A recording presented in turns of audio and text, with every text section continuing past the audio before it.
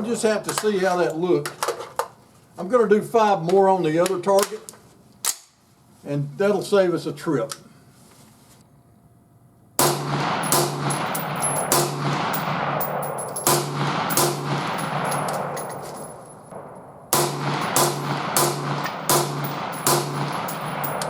All right, let's go take a look at that.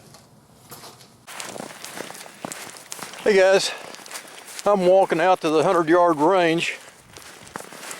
I've shot 5 different scopes today, from 3 power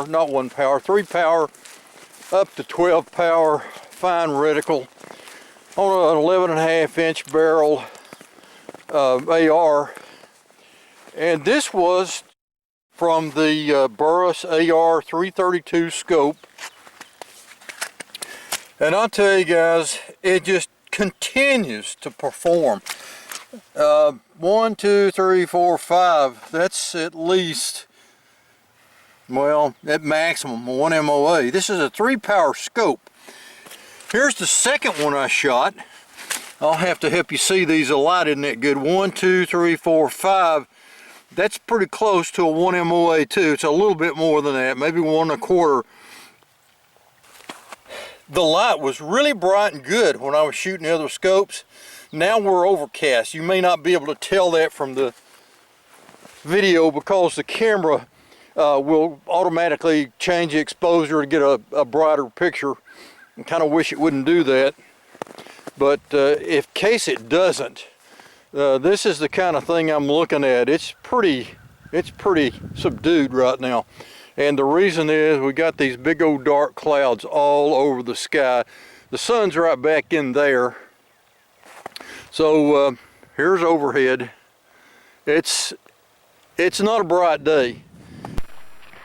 Well, finish up the 100-yard range, and was just about ready to get everything packed in the Jeep and head home, and had this nagging thought that I ought to try this at 200 yards. So I finished packing up, put up a coyote target on the 200-yard range, and drive back to the line and fire 5 rounds. Boy,